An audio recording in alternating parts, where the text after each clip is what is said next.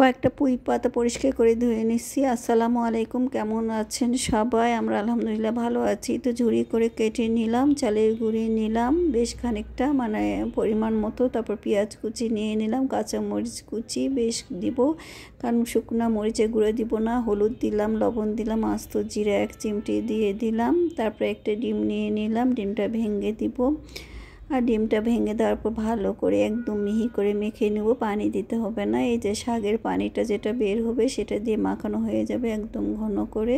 তো এভাবে ভালো করে বেশ কিছুক্ষণ মেখে নিলাম, নিয়ে তারপরে চুলাতে এখন কড়াই, হাতটা ধুয়ে চুলাতে কড়াই উঠে দেব, তেলটা দিয়ে দেব। এইভাবে মেখে খেলে আর এই বৃষ্টিময় দিনে একটু ভাজা পোড়া খেতে ভালোই লাগে। আর এই তো পানিটা মরে গেল কড়াইতে, এখন তেলটা ঢেলে দিলাম। আর তেলটা গরম হয়েছে নাকি সেটাও দেখে নেব, একটু দিয়ে দেখলাম তেলটা গরম হয়ে গেছে। এখন ভাজা শুরু করে দিলাম।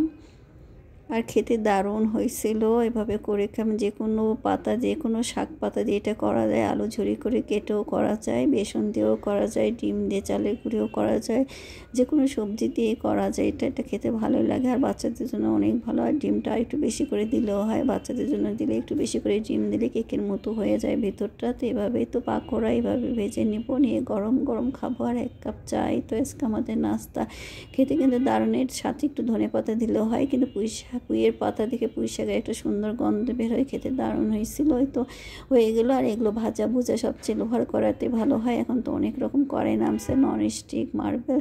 তো আমি সাধারণত ভাজা ভুজা করলে এরকম লোহার কড়াইতে করে, আর তেল একদম উঠে আসে না, তেলগুলো কিন্তু রয়ে যায়। এই জন্য বেশি তেলে ভাজলে সমস্যা নেই। তো হয়ে গেলো আমার গরম গরম শাকের পাকোড়া, খেতে কিন্তু দারুণ হয়েছিল, মুচমুচে মজা। তো এভাবে বানিয়ে খাবেন। ভালো থাকবেন, আল্লাহ হাফেজ।